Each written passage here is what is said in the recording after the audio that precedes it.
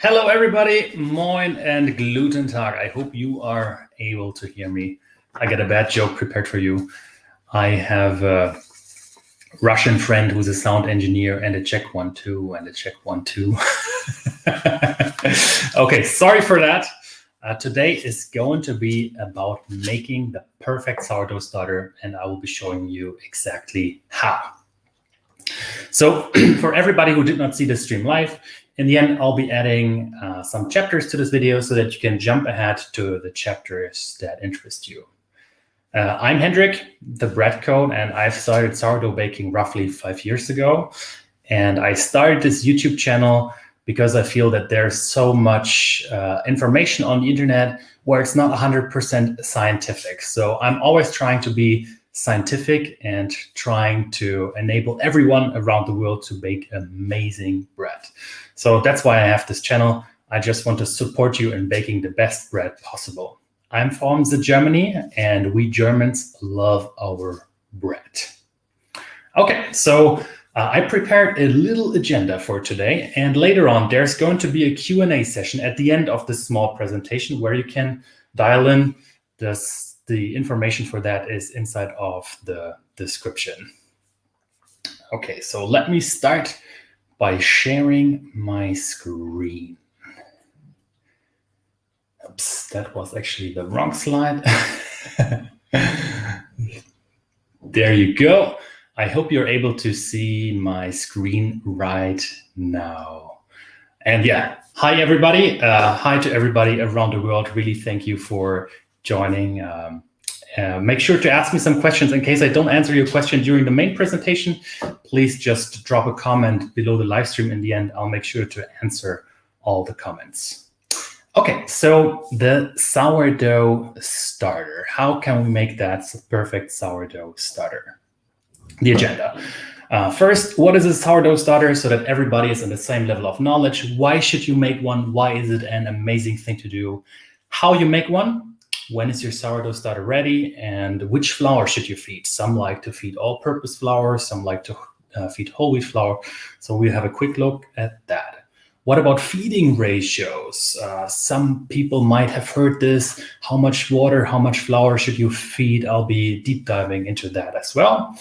What about temperatures? Some of you are inside of the tropics. Right now here in Germany, it's very, very cold. But if you're around the tropics, then what changes for you? What do you have to look at? How do you store your sourdough starter? Because chances are you might be out for a few weeks or so. That's the next topic we'll be having a look at. I'll show you a few methods. One which is going to last for 250 million years. That's quite a long period of time. And one which is good for a few weeks. Now that you make your sourdough starter after following the instructions, how do you bake your first bread? What do you need to know? Which different categories of bread are there? Then, last but not least, being an engineer, we always love good tools. So yeah, we'll be talking about some tools then. Then some troubleshooting, and then we'll be jumping right to the Q&A, and you can dial in and I'll make sure to answer your questions. Okay, so making a sourdough starter. It's about cultivating wild yeast and bacteria. So on the left-hand side, you can see some wheat grains, and on the right-hand side, you can see some yeast microorganisms. And those are everywhere inside of the air, and they're also on the grain. And when making a sourdough starter, oops, sorry, I have one right here. It's all about cultivating that wild yeast and that bacteria.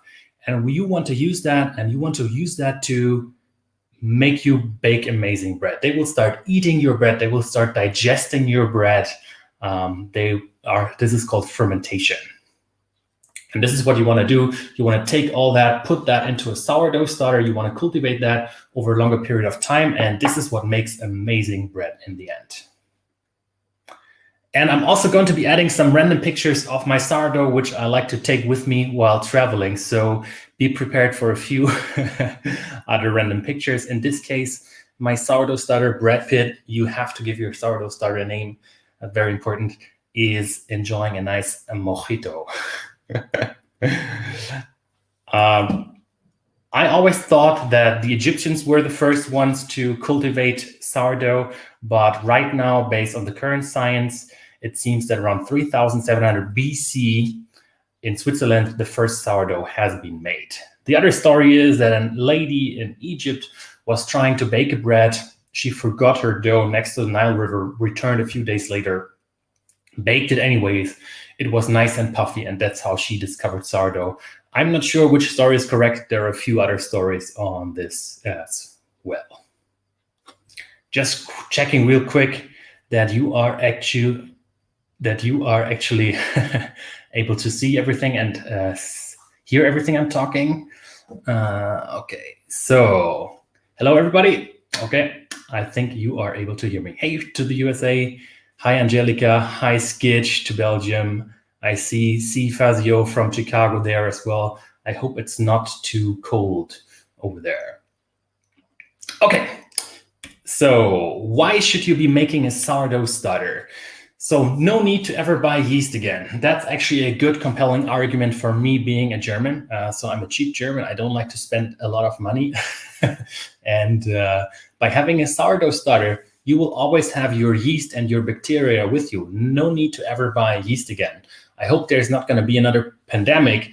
But when people were crazy about buying yeast in the supermarkets, I was thinking, whatever, I have my sourdough starter. So yeah, you can always just use that. Health benefits, although I'm no expert on this topic, but some are saying that this natural fermentation is healthier than if you buy store-bought bread, for instance. Taste, I think that's actually the main reason for why you should be making a sourdough starter. The taste is amazing of a sourdough bread. You have this slight sour note, this slight tang, and that just makes the perfect bread. Longer shelf life because of the acid inside of your bread, which is created by the fermentation, by the bacteria. You'll have a longer shelf life of your bread. And this is amazing because you can store your bread for longer, it doesn't go bad, and it's great. And yeah, you set it at once, it's a little bit of time. I'll be showing you exactly how to do that in a second, and then you have it for your lifetime pretty much. So let's say overall 20 to 30 minutes, and you can always be baking amazing bread afterwards.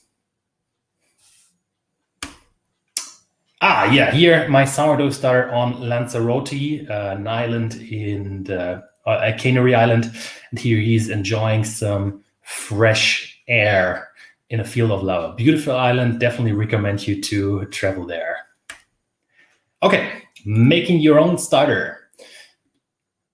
It's actually quite easy. All you have to do is, for some days, take a mixture of 50 grams of flour, 50 grams of water. That's on day 1. Then on day 2, you take 50 grams of that mixture from day 1, and you feed that again with 50 grams of flour and 50 grams of water. So you're always taking a small, tiny portion, and you move that to the next day pretty much. And then you just repeat that over a couple of days, typically 7 days. It might be 10 days. It might be 15 days. 15, not 50, 15 days. It depends a little bit. And enough talking for now. Let me just show you a quick demo how easy that actually is. Just gonna be switching the camera now. So, okay. I hope you are able to see my hands.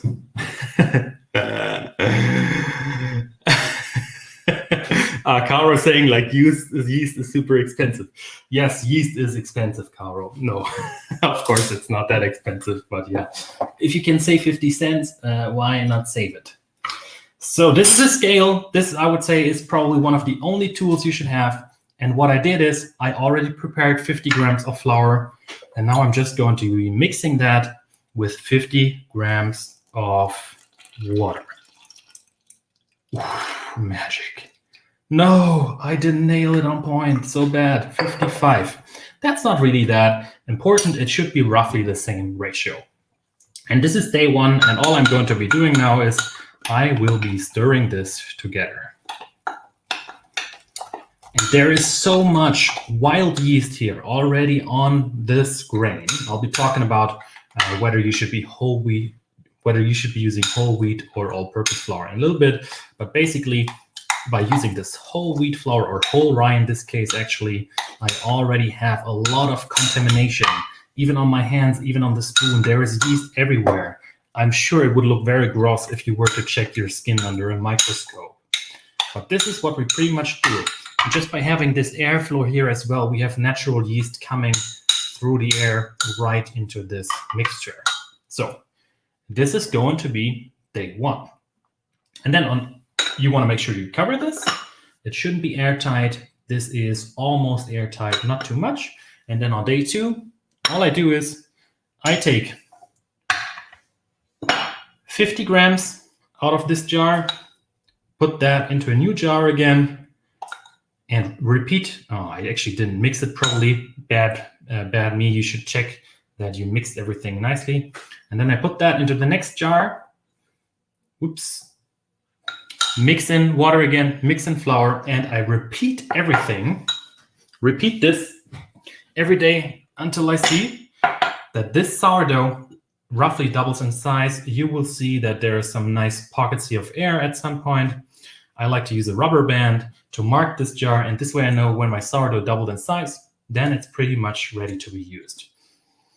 If you smell it, it smells a little bit like acid, lactic acid, a little bit like vinegar, but that's completely normal. That's exactly what you want. So one more time, you mix 50 grams of flour with 50 grams of water. Stir it better than I do, please. Don't be so bad at stirring. Put that to the side. Next day, you take 50 grams of this mixture, put this in here, add another 50 grams of flour, and add another 50 grams of water. Repeat this until you see that your mixture is doubling in size. And that's all you have to do to get your sourdough starter. So great question already from Philip. Can you use less than 50 grams? Yes, you could also just be using 20 grams or so. I would use a little bit more so that you just have more wild bacteria and wild yeast right away. So the flour, that was some rye flour, 30 made. Rye, yes. And okay, good. So you can see me again. You can still see the screen. No, can you? Now you can see it again. Philip, you're most welcome. So I'll be back to the slides and then let's continue. Demo, we did that. Give your starter a name, very important. Some are saying it gives bad luck if your starter doesn't have a name. My one is called Brad Pitt, but you can be very, very creative. If you have an amazing starter name, please also drop a comment. In the end, I would be very curious to know which names you gave your starter. Actually, I mean, it doesn't make that much sense, but yeah, still you should do it. Give your starter a name. It's going to be like your baby. You have to take care of it, feed it, nurture it. Very important that you give it a name. Here, another picture of my sourdough. And look at that. What a badass. Prohibido El Paso. My Spanish is not so good, but I assume that means you should not cross. And look at this sourdough starter right there being very, very crazy. What a badass. When is your sourdough starter ready? I think I already answered this question before. The moment you see that this doubles in size within, let's say, 3 to 10 hours. When you see it's doubling in size, then you're ready to go. Then you're ready to bake your first bread. Now, this can take 7 days. This can take 10 days. It also depends a little bit on your temperature. Just keep feeding. And I've even seen some people having a starter already after 3 days. And you want to have a crazy sourdough starter like this, a fermentation beast, because that's essential for sourdough baking. You need to have a healthy starter. It all starts with your starter. I would say 80% of the problems that bakers have are that their sourdough is either too sour or not active enough. So you need to get your sourdough starter right. This is actually my biggest learning of 2020, I would say. Make sure your sourdough starter is as active as possible. Oh, yes. And then I wanted to just do a small note on the flow test. You might have seen that some people take a little bit of water and then they just put some sourdough inside and they check whether the sourdough is floating. They do this because your sourdough has a little bit of gas inside. That's what the yeast and bacteria are doing. They're converting your dough into acid and CO2 pretty much. And then it's able to float here on top. That works when you feed your sourdough with a high gluten flour. But in my case, for the rye flour, I've tried a few times and I was never able to get this to work. So all I'm saying is please don't rely on the float test because it might not be the best way to check that your sourdough starter is ready. Rely on the doubling in size. Oh, and of course, it should be a cylindrical shaped container. I don't want to go too much into geek mode here, but based on math, the doubling in size for a cylindrical shape is much clearer than, let's say, if you had a shape like this, for instance. Okay, and once your sourdough starter is ready, please keep it at room temperature for a little bit longer. That means give it one daily feeding for the next 14 days or so. This just makes sure that your sourdough starter becomes even more active. I recently had a friend visit and his sourdough starter wasn't as active as it should, and it just took way longer to ferment the bread. And if you read some timings somewhere on the internet, they're not so reliable anyways. But just to get closer to them, you need to have an active sourdough starter. And keeping it at room temperature is going to make you a better starter. And actually, this is what I like about sourdough. Of course, you're training your yeast and your bacteria over time. So over time, they will become better at fermenting your flour mixture. So after 3 years, this starter now is, I would say 3 years old or maybe 4 years. I'm not 100% sure. The longer you train your starter, the better it gets at fermenting bread. This is also what the ancient Germans did when brewing beer, for instance. They didn't know yeast existed, so they pretty much just let everything sit, and then fermentation occurred because you had yeast coming in through the air, there was some yeast on the grain, and so that enabled the beer brewing process because you had yeast gathering on there. And then for the next batch, they would just take a tiny little bit of some parts which were inside of this beer soup and put that into the next beer brewing pot pretty much. And this way, they cultivated the yeast from one brewing process to the next one. And in the end, what they actually did is you can buy those beer brewing yeasts now from Weihenstephan, for instance, or others. They just cultivated that yeast that's perfect at making beer. And this is pretty much also what happens in your sourdough. Over the years, it's going to get better and better at fermenting bread. Okay. Here Brad Pitt has decided to visit India, and he actually took a selfie in front of the Taj Mahal. The people were looking a little bit weird at me, throwing me some weird looks, but I can understand. I also had to talk to, when you could still travel, I had to talk to a few security people and explain them that this is my sourdough and nothing dangerous. Which flour to feed your starter? I already explained that I used whole wheat or whole rye flour. And let me just jump back to actually this slide here. And this explains it pretty much. You have those natural yeast organisms on the hull of your grain. So if you use a whole wheat or a whole rye flour, you have tons of those microorganisms already right there inside of your flour. And this is what you want. This makes it so much easier. If you were to use all-purpose flour, for instance, which also does not contain enough nutrients, then you don't have this kickstart, pretty much. It's going to just take way longer. And for that reason, whole wheat or whole rye flour, any flour that has still parts of the hull of the grain attached, is working best. And as far as I know, I read some research on this. Rye works best because it has the most natural yeast organisms on the hull. I sometimes even switch from feeding whole wheat to whole rye, so I don't maintain two starters. I just have one sourdough starter that I keep using all the time. And sometimes I switch to wheat, sometimes I switch to spelt. It depends a little bit on what kind of bread you want to bake. But in general, using rye, I think is great. You have a more active starter, plus rye always adds great taste. But if you don't get your hands on rye, don't worry, you can also just be using whole spelt or whole wheat or whatever you have at hand, pretty much. I actually had a starter almost die on me because I was using all-purpose flour to feed it over some time, and it just didn't simply have enough nutrients. Maybe if you were to train your starter right from the start with all-purpose flour, that could work, but at least for me personally, it didn't work as much. And it makes sense to me because the all-purpose flour is only a tiny part of the grain, so it doesn't have as much outer part, so there are not as many nutrients inside. And this means that your yeast and bacteria does not have that. And they like that. They need that to grow and multiply pretty much. And yeah, once you're done, then you pretty much have this yeast and bacterial bomb here that has multiplied a lot.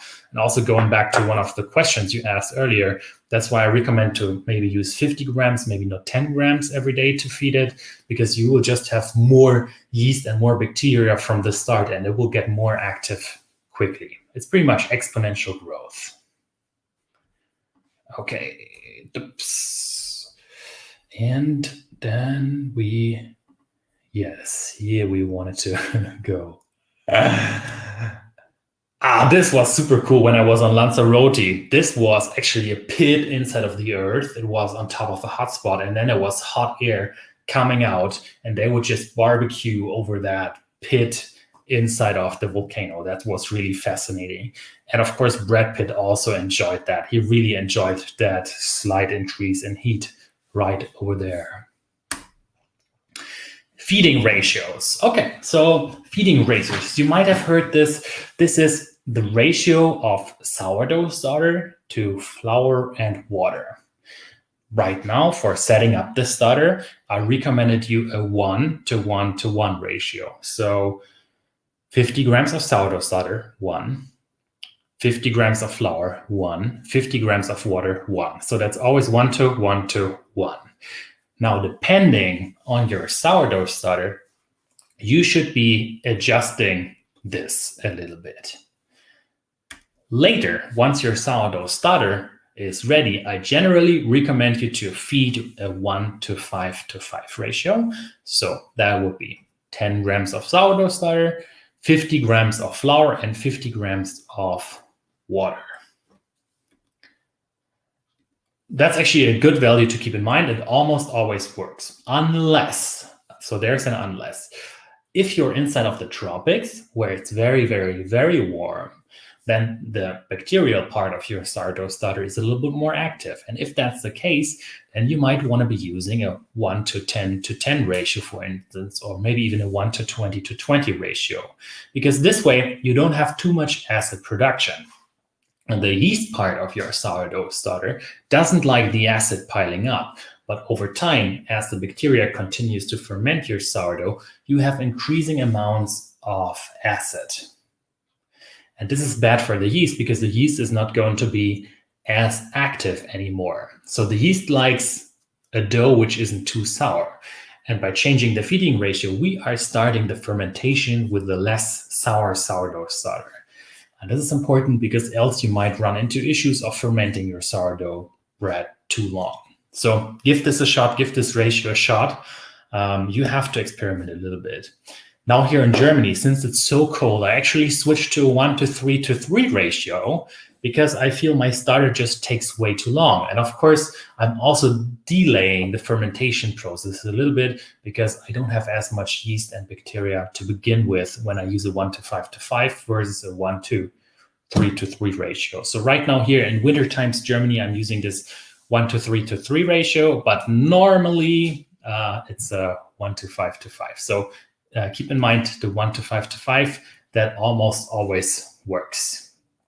When you're setting up your starter, use the 1:1:1 ratio. And then later on, when you're in the baking stage, you want to do that 1:5:5 ratio. Yes, actually, unless I want to show you this picture. So in case it's very hot, then you want to go to a ratio of 1 to 10 to 10, or maybe even more. What about temperatures?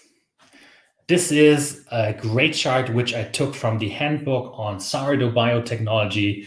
Amazing book. It goes very deep on some bio and chemistry, but it's very interesting. I just wanted to show you this small chart. So the P6, that's a yeast strain, and then you see the temperature rate.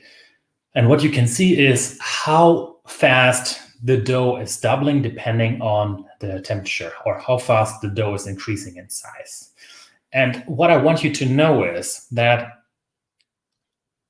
below 4 degrees Celsius, this is actually what this is telling us, below 4 degrees Celsius, there is almost no yeast activity. So when you have your sourdough inside of your fridge and it's less than 4 degrees Celsius, then your sourdough is pretty much sleeping, not doing anything. And the higher the temperature, the faster everything is happening. Now, this is really interesting because if your fridge has 6 degrees Celsius, for instance, I'm sorry, Americans, I don't know exactly the change in Fahrenheit. Maybe one of you can write that in the stream. Then you can be fermenting a bread inside of the fridge.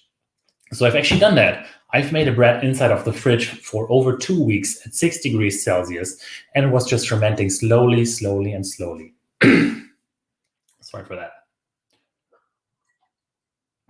And this is interesting. So at colder temperatures, the yeast part of your sourdough starter is more active, and warmer temperatures favor the bacterial part. And what this means for you as a baker, you want to really pay a close attention to that feeding ratio, because if it's warmer, then you will end up creating more acid. This means you can run into over-fermentation issues quickly, which happen when you have too much acid inside of your dough.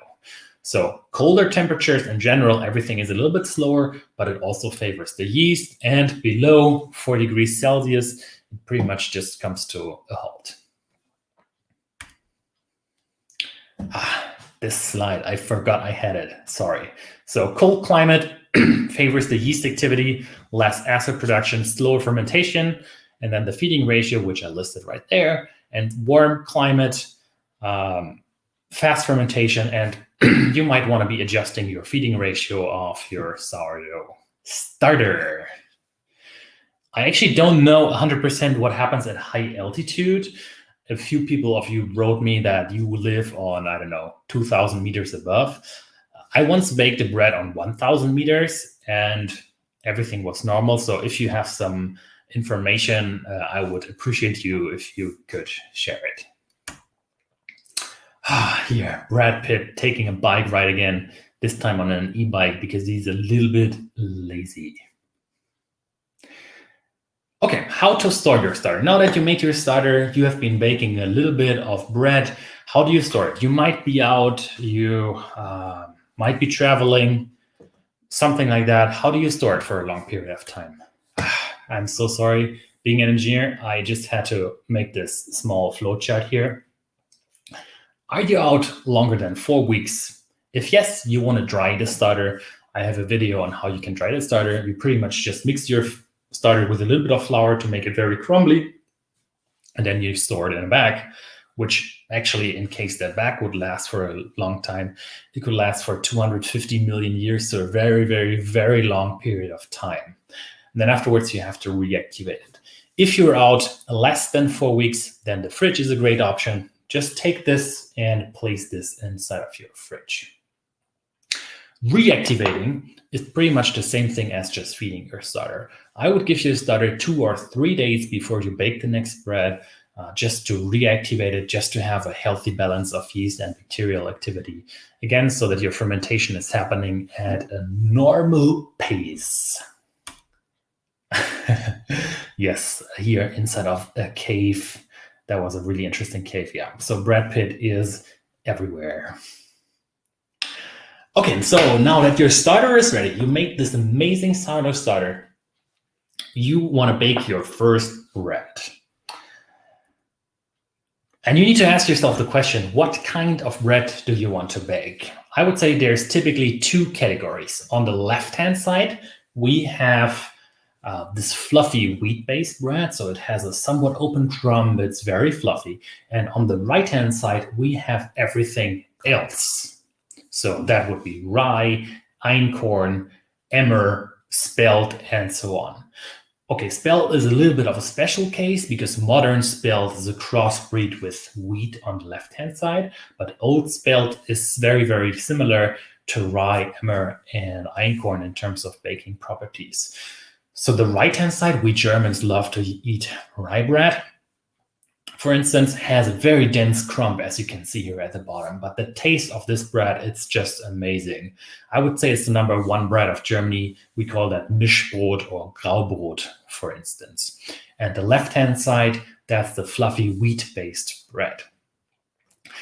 And baking the left-hand side of bread, the wheat-based bread, is so much harder because of it's so much harder than the right-hand side. For the left-hand side, you really need to make sure that your levels of acid are right in your starter. You don't ferment for too long. You have a healthy and active starter. You don't want to destroy the gluten because the gluten is what holds the bread together. That's what your yeast is inflating. So your yeast continues to eat your dough, and while it does, it creates CO2, and this inflates your dough, and this creates the vertical oven spring and the nice pockets of air. And to get that, you need to make sure that your fermentation is going exactly on point, because over time, the increase in acid is going to destroy your gluten network. And this means that at some point, your dough will get overly sticky and it will just turn out like a flat pancake. And that's why I would say the left-hand bread is so much harder than the right-hand side. For a rye bread, since the crumb is very dense anyways all the time, that's the nature of rye, there's not a lot of gluten in it as well, you'll always have a denser crumb. You don't have to care so much about feeding ratios. It's pretty much just stirring your dough together and then just letting that sit. So that's much easier than the left-hand side. Personally, what I like the most, it depends. So if you really want to have that amazing bread at a dinner party, for instance, then the left-hand side is better than the right-hand side. For my day-to-day bread, I prefer the right-hand side. But we Germans and Nordics in general just love eating rye. It really grows very well here. I'll be sharing the slides in the end as well in the description with all the links. So once you make your sourdough starter, those are some of the recipes that I would recommend you to check out. For the left-hand category that we had before, those first 3 videos work. So the first one is including kneading. The second one is if you're a little bit lazy, no kneading, which is great. It just focuses on the fermentation aspect. And then a third one, making a sandwich bread out of sourdough. Personally, if you get started, I would recommend you to check that out because that's a very simple recipe that almost always works. And last, the German bread, the rye bread. I'll be sharing the links to that as well. Those are just some great recipes to get you started with the actual baking. They all assume that you already have a sourdough starter like this. I just wanted to quickly talk about loaf pan versus Banneton. So this is what's called a Banneton. And this is what's called a loaf pan or a loaf tin, I guess, in the UK. Correct me if I'm wrong. So loaf pan, tin, and the Banneton. For the left-hand side of bread, you almost always want to be using a Banneton like this. But in general, if you get started with bread, this sandwich bread is a lot easier to bake. So I would recommend you to get started with trying to bake sandwich bread, because you also have a little bit of support here. If your dough becomes too sticky, it's also not that important. But if you go for this option, this is pretty much the masterclass. This is a little bit harder. It depends on what you like. For making slices of bread that you want to eat, surely the loaf pan is better. But for really making that perfect bread for a dinner or as a gift, then go for the Banneton option. There's oval Bannetons and there's also round Bannetons. Depends a little bit on what kind of bread you like. The one would be called the tart. That's the oval one, the long one, and the round one, that would be called a boule. Ah, yes, and here Brad Pitt enjoying the sun a little bit. I wonder what all the people were thinking. This crazy German. Just wanted to quickly talk about tools. I always advocate that you shouldn't buy so many tools because I feel everybody should be able to bake bread. And of course, our ancestors also didn't have so many fancy tools. Okay, they didn't have a scale, but over time, you will also know how your dough feels or how your sourdough feels. But for starting, a scale really does wonders. It's very easy to measure the flour and the water.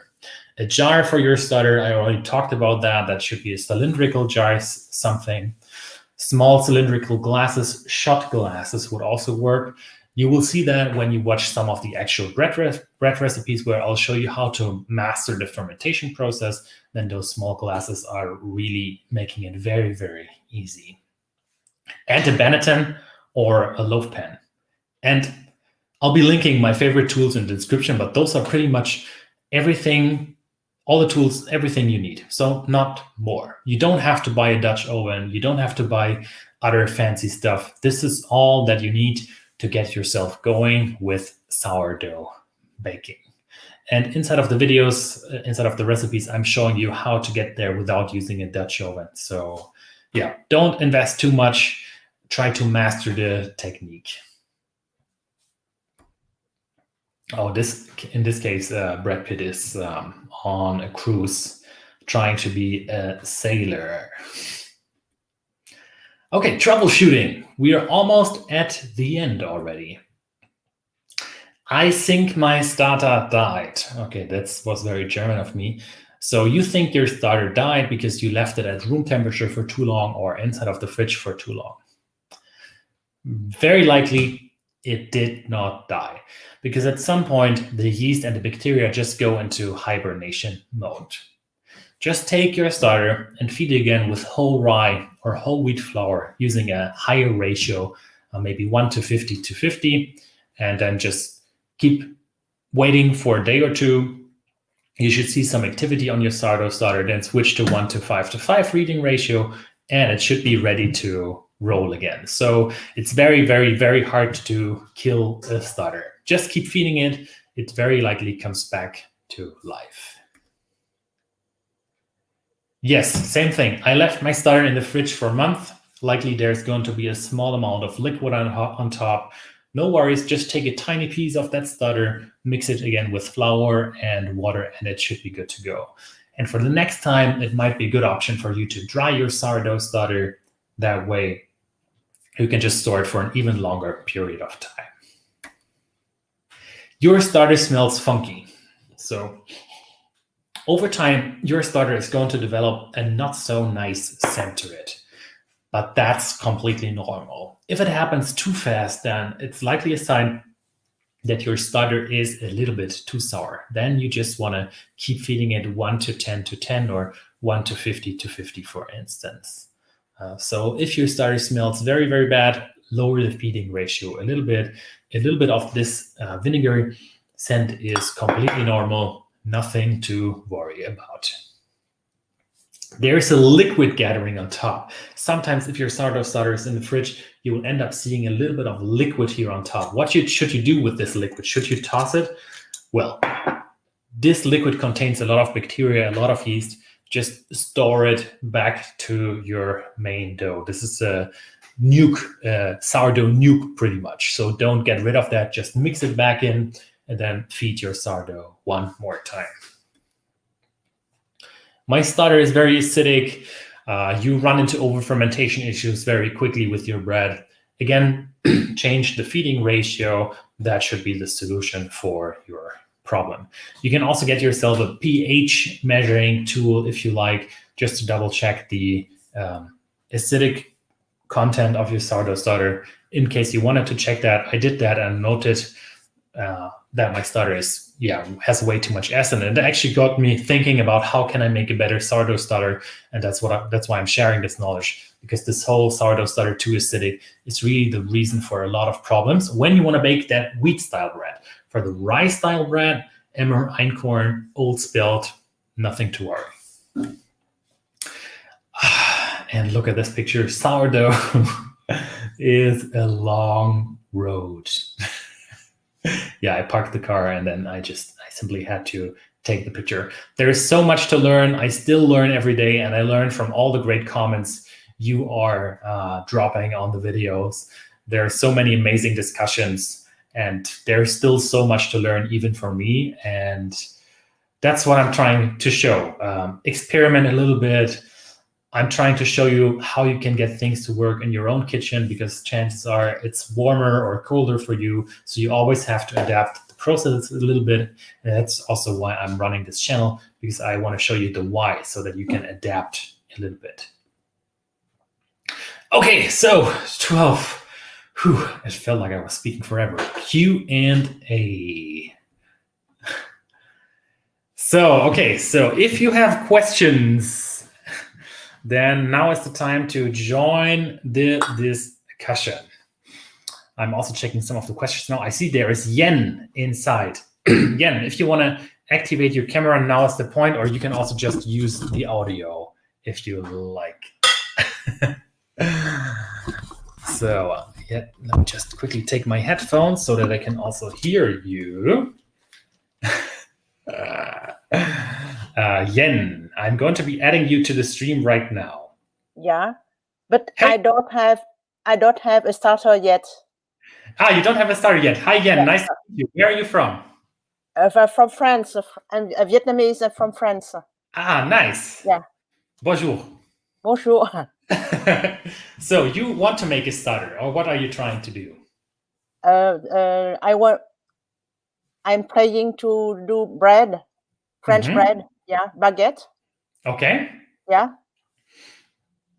And so you want to set up your sourdough starter to bake this baguette, pretty much. Yeah. Okay. So just everything like we did already to make your own sourdough starter. And then I would say the baguette is actually probably one of the hardest breads that you can bake, especially with sourdough. Why? The reason being is that you need to have a perfect technique. So for the baguette, it's sometimes a little bit hard. For instance, you have to lift the baguette from one place into the oven, for instance, and then your dough might have not the nicest shape anymore. Then you're trying to cut the bread a little bit to get this nice oven spring. And that's also a little bit hard. What I would recommend you to do, I know this is a little bit of a hack, but I would recommend you to first try making the baguettes just to master the technique with a yeast-based dough. Have you ever done that? No. Okay.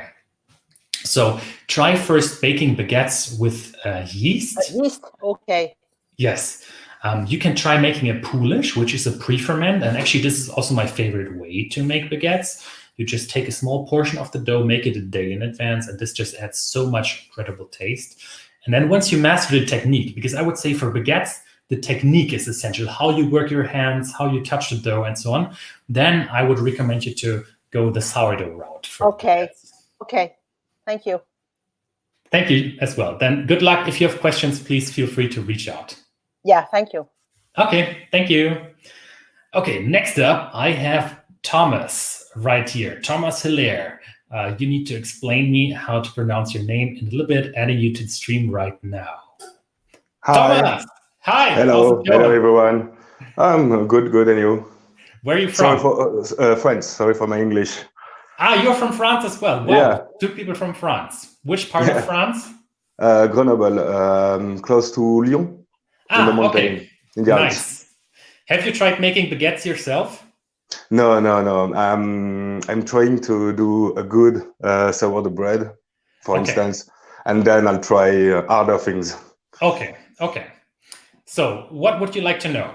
I'm having some question about how long I should let my starter grow before making the mix, because sometimes it's tripling of size. something about quadrupling maybe sometimes, but I'm not sure I had to wait that much. Because sometimes I feel like when I touch it, it's instantly dropping. Yes. So maybe I'm waiting too long, and then since I'm not having a good quality flour until now, I'm worried that it's too acidic. And the last time it just destroyed my my dough. I wait too much, about something like 4 hours, and it was a mess. Okay, and it was very it was just a how do you say a wet mess. You weren't able to touch it anymore with your hands. Yeah, at the start, well, okay, I just try to stretch it, and it get more and more sticky, and then it was a nightmare. I just dropped flours everywhere, try to roll and throw him into a pan or something like this. No, that's so terrible, right? Yeah, happened to me too. Yeah. Okay, so back to your question. So you could actually already be using your sourdough starter. In this case, this one did not even double in size yet. So you can already be using that. The only thing is that your fermentation is likely going to take a little bit longer.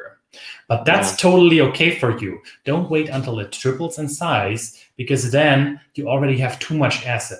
At the start, your dough will be good, exactly what you just described, but then later on it will become very, very sticky. So I would just wait until this doubling in size. Sometimes I actually already like to use it a little bit in advance so that it just keeps growing in the actual dough, but don't wait for too long. It's better to use it earlier than too late. Okay, nice, thanks. And keep me posted on the progress. I'm very curious to see if this helped. Of course, I'm following every video you post. Thank you. Thank you. Merci beaucoup. Thank you. Bye. Have a great day. See you. Bye-bye. Bye-bye. Okay. Two French people already inside. You seem to be baking a lot of bread. That's amazing. Actually, personally, I've been trying to make baguettes myself. I like to make croissants too, but baguettes is really, really hard. You could get an extra tool in which you place the dough, which makes baking a little bit easier, because I feel transferring the baguettes to the oven is one of the hardest things, actually. But I didn't want to get that tool. That, for me, is a little bit cheating. I need to probably get education from a true French master on making the perfect baguettes. Okay, next up is Leo. Leo, I'm going to be adding you to the stream right now. Oh, by the way, I'm really, really bad at multitasking, so I can just focus on one thing at a time. In case I missed your question in the chat, please, once the stream is over, drop a comment below the stream so that I can answer your question later on, because I just can focus on one thing at a time. Okay, Leo seems to be gone. Then I will be adding Matthew instead to the stream. Matthew, are you ready? I think your microphone might not be working yet. Matthew, are you able to hear me? Hello, hello, hello, hello. Seems that your microphone is not working, so I'm just going to be removing you for now, and I'll be adding Leo, who just came back. So I'll be adding you again, Matthew, in a little bit once your microphone is working, but now it's Leo. Leo! Hi, Hendrik. Hi. From Munich. Hi. From Munich. Out your technique. Trying your technique with the small glass, just trying the perfect. Yeah, I wanted to learn a bit more. You talk out of the sourdough. Could you explain a bit more how to do it? I would like also to store, as a kind of backup from the one I have in the refrigerator. Just to double check that I understood the question correctly. Your question was how to store it for a longer period of time in the end? Exactly, drying it out, yeah. Okay, so what you want to do is you just want to take, let's say, maybe 5 grams of this, and then take 10 times the weight. So that would be 50 grams of flour. And then you just put that into a new bowl, and you just mix that with your hands together until you see that the mixture is very dry and crumbly. Okay. And then you take that and put that into another jar, or it could be a plastic bag, and just store that somewhere where there's no UV light coming. So somewhere where it's dark, and it's going to be good for really a long period of time. Some scientists have even seen yeast cells which are 250 million years old. So it's a great idea to have a backup. So you said five times the weight. Okay. 10 times the weight, I would recommend. 10 times the weight, okay. Then it's very dry already. Okay. And it's always good to have a backup. I've seen people losing their sourdough starter by accident. So yeah, it's good to have a backup in case things go wrong. Exactly. Thank you very much. Thank you for the nice work. Yeah. Yeah, thank you as well. Greetings to Munich. Take care, Leo. Bye-bye. See ya. Yep. Okay, thank you so much. All the great questions. Does somebody else have a question? Then now is your time to jump into the stream. I've seen a few people coming in and out. Yes. Okay, let me just quickly check. I'll just be waiting for another 5 minutes in case some of you want to join, but I'll be reading the chat now to answer some questions inside of the bread.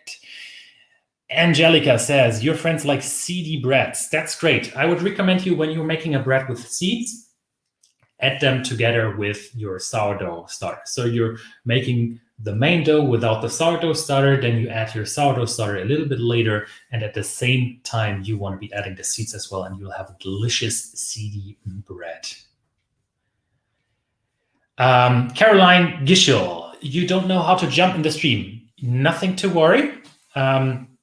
Later on, the stream is going to be online, and then you can just also jump to the start of the stream. Parker Watanabe, I hope I pronounced your name correctly. Yes, so the credentials to join are inside of the description of the video in case you want to join and ask a question.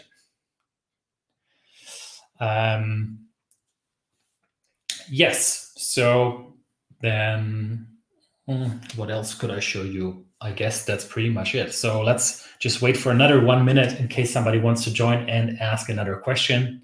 If not, I'm going to be calling it a day.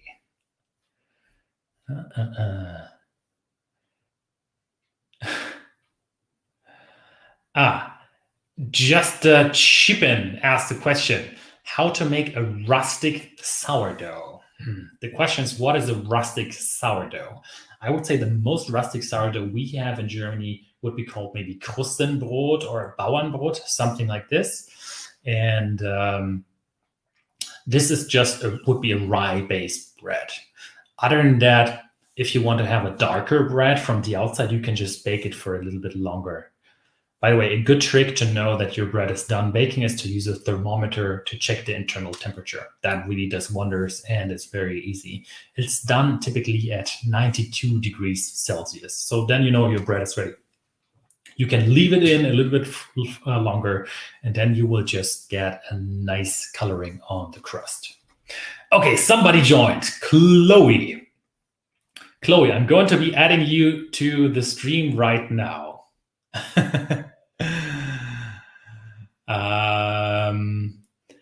So, yes, Steve Fazio, thanks for sharing. Okay, Chloe is right there, I think, adding you to the stream. Hello, can you hear me? Chloe? Hello! Nice to meet you. How's it going?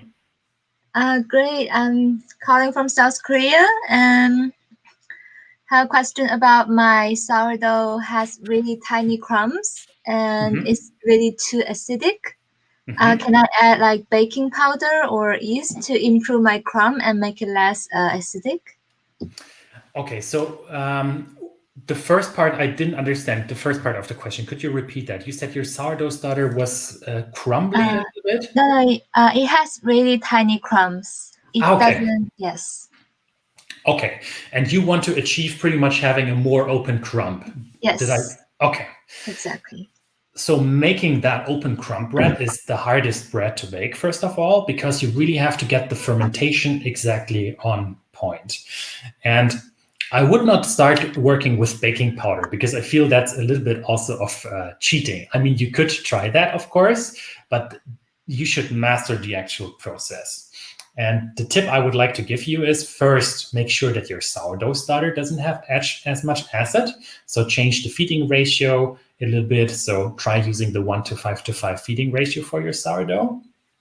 And then based on your flour, observe a size increase. Do you know how much protein your flour has roughly? I'm using a T65 bread flour. Do you know, does it have 12%, 13, 14, 15% protein? No, I have no idea. Okay, no worries. So depending on the protein, you have more gluten inside of your flour. And the more gluten you have, the longer you can ferment your bread. And this is important to know. So for big pockets of air, you need to ferment for a long period of time, because then the tiny balloons have been inflated a lot by the yeast. Okay. So when buying flour, try to fetch a flour that has a high protein content. That's very important.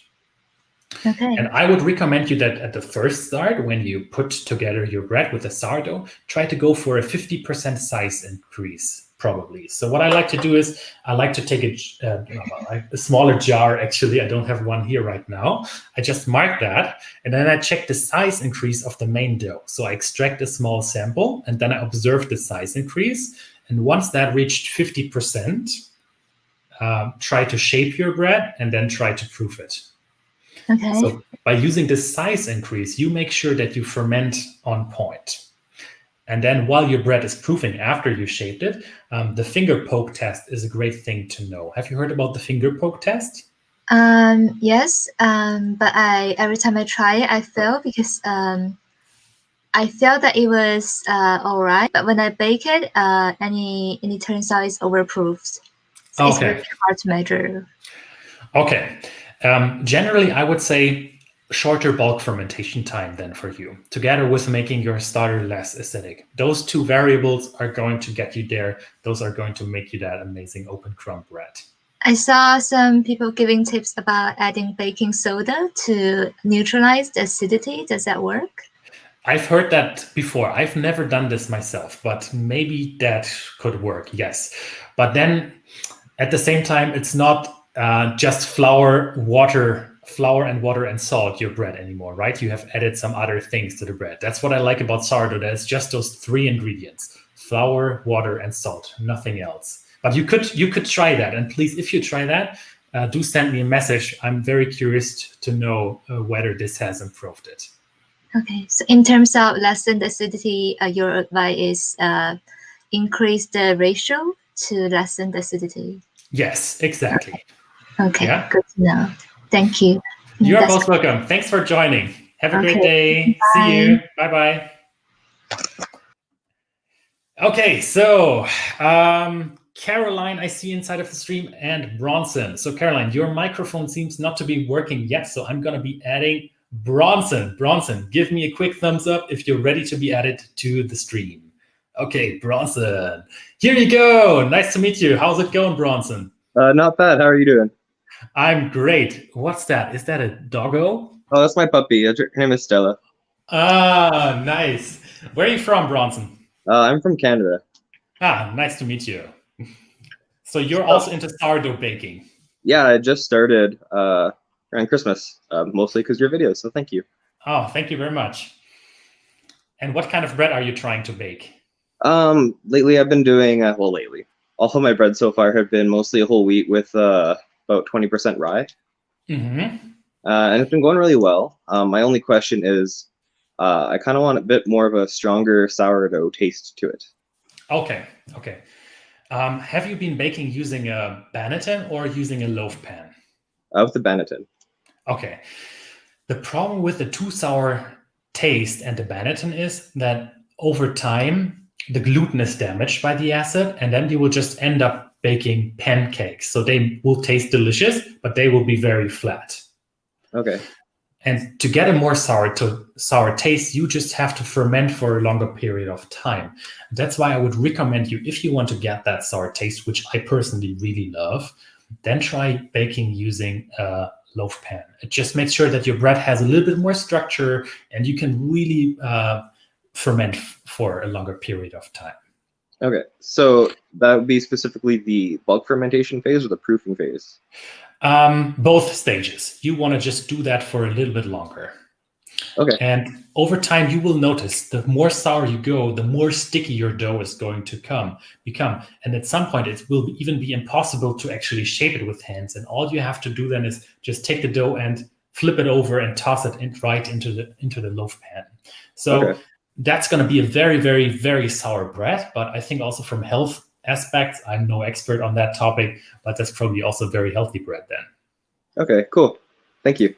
You're most welcome. Take care, and if you have questions, feel free to reach out. Will do. Thank you very much. Thanks, Bronson. Okay, so there is still Caroline right there, but I think your microphone is... no. Now your microphone is working, Caroline. I'm adding you to the stream right now. Caroline, how's it going? Can you hear me? Okay. Hello. I can. Can you hear me? Yes, loud and clear. Did I pronounce your name correctly? Was it Caroline or Carolyn? It's Carolyn, but a lot of people pronounce it Caroline, and that's fine too. So okay. Where are you from? I am from Naples, Florida, and so it's kind of humid here. Mm-hmm. But beautiful weather right now. It's winter here and it's beautiful. So you should definitely bring Brad Pitt and come and visit. Thank you. So my question, first of all, thank you so much for doing this live stream. And I have really enjoyed watching your videos, and I feel like I've learned so much, even though I've just started baking sourdough about 6 weeks ago. And so I have a starter going, and it seems to be thriving, but there's a couple things, and I don't know if I need to change my technique a little bit with this, but what I do is I take some of my starter out when I want to bake, and then I do the 1-to-1-to-1 ratio, and I feed it and I let it rise, or not. I don't know that rise is right, but it bubbles up. And when it's more than double or about double, then I'm ready to bake. So that works fine, I think. But my starter, then I only feed about once a week. And so I'm wondering, does it affect the flavor at all to do it that way? Or should I feed my entire starter and then take out what I need to bake from there? Does that make sense? So just to sum it up that I understood correctly, you pretty much, let's say, have a jar inside of your fridge somewhere, and you feed that once per week, and then you take a tiny piece of that out to set up your main starter, and you use that to bake the bread. Did I understand that correctly? Yes, that is correct. And the other thing is that my starter is kind of like a pancake batter consistency, whereas I noticed that your starter is more pasty. So I'm not really sure if the way that I'm doing this is affecting that, or if that's okay. Okay, so in general, everything works. I would say the technique that you are using would work excellent for rye-based breads, emmer-based breads, einkorn-based breads, because you will end up having a slightly more sourdough starter, because you just feed that main jar once per week pretty much, and then you take a little bit of that out, and that's fermenting for a long period of time inside of the fridge. So I guess that your starter, in comparison to others, might be more sour. Have you noticed that your breads turn out a little bit flat, or that the dough is relatively sticky? Has this happened to you before? Well, in the beginning, I had some flops, yes. Okay. and the dough was very loose, and I couldn't get it to shape at all. My last 4 or 5 loaves have come out well, though.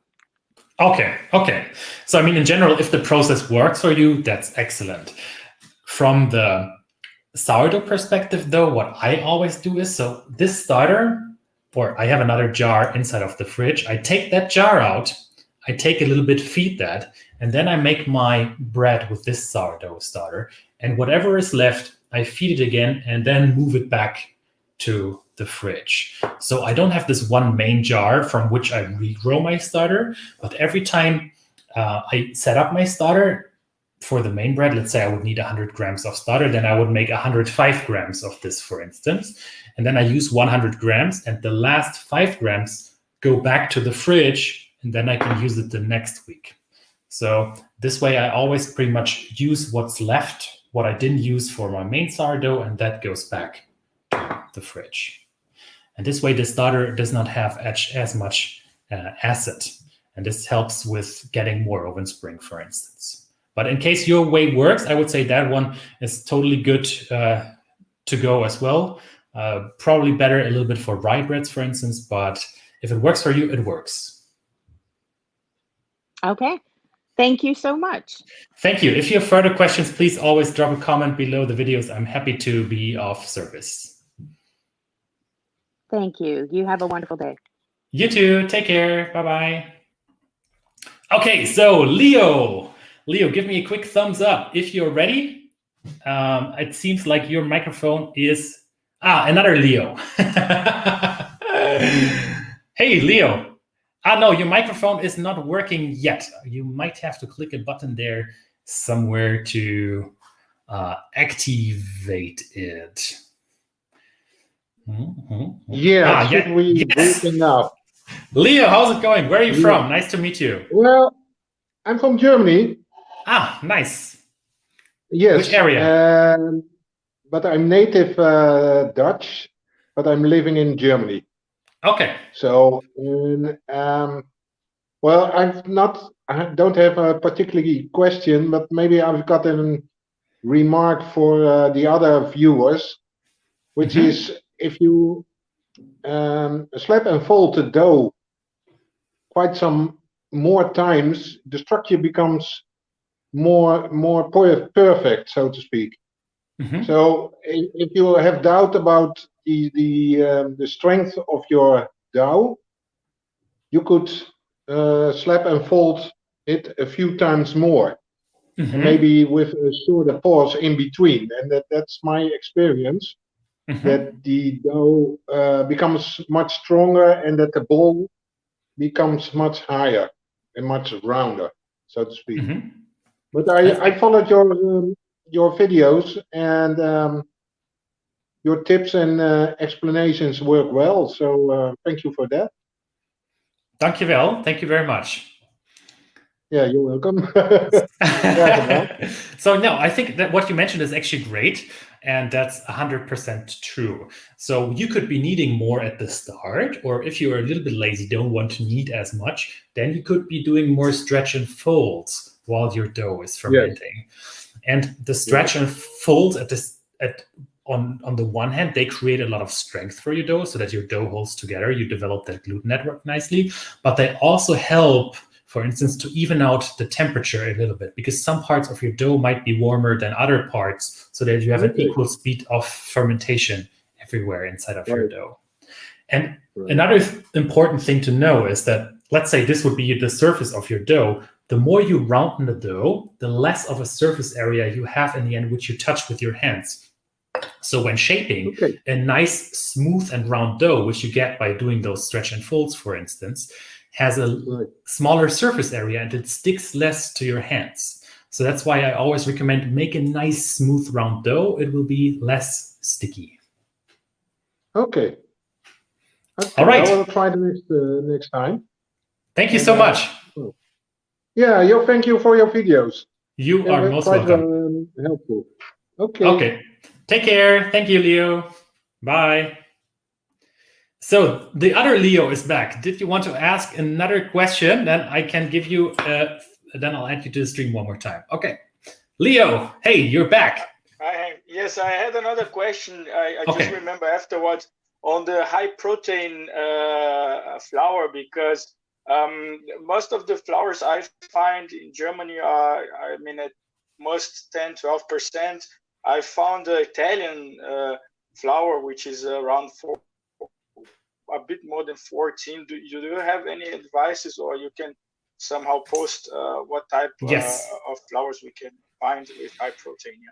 Thank you. Yes, you're most welcome. So first of all, the more sun you have, the more protein the wheat can pretty much build. And that's a problem in Germany because we are not the sunniest place on this planet, and that's why the Italians I have a little bit of realized an that. advantage.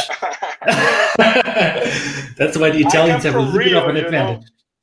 Ah, okay, you're from Rio. I Okay. come originally from Rio. I know the difference. Yeah. Ah, Okay, falas okay. português. So you speak Portuguese. Falo. Ah, okay, nice. So, yeah, that's a problem in Germany. That's why our flours typically don't have this high amount of protein. Actually, one video ago, I was visiting a flour mill, and I was also talking a little bit about the German flour types. It's in the middle of the video. I recommend you to check that out as well. So, I'll check it out. so Edeka and Rewe, for instance, German supermarkets, they sometimes have a 12% protein flour, but that's also the highest that I could find in German supermarkets. Other than that, you will have to buy flour from a specialist somewhere. Okay, understood. Okay, should come probably from Italy, right?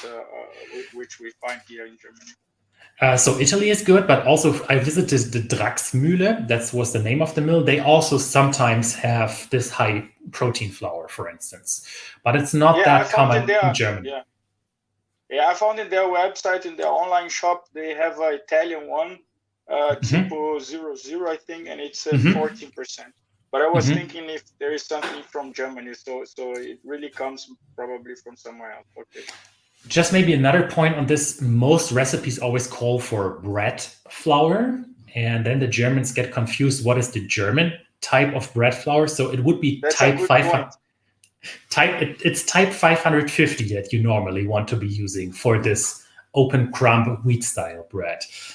So bread flour, what the Americans have is it's the same. It's also T550. However, it's a better selection of wheat, or it's a little bit of gluten added into the flour. So it's either that, but it's always the T550. It's not the T812, which some recipes suggests that's not the correct one. So it's T550, just a better selection of wheat, pretty much.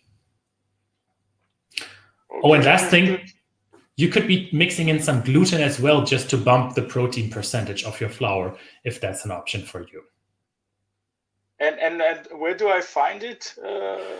Gluten? You can find it on Amazon, for instance. Search for Vital Wheat Gluten. This also works great when making pizza, for instance. So this is a good way to tweak your flour if you can't get that high quality of wheat, which by default has a little bit more gluten. Understood. Thank you very much. Very nice advice. Thank you. You're most welcome, Denada. See you. Happy New Year. Bye-bye. Yeah, Happy New Year. Take care. Okay. Fazios, sorry, I think you dialed in. Next time, thanks for, by the way, joining all the streams and all the videos. You're most welcome.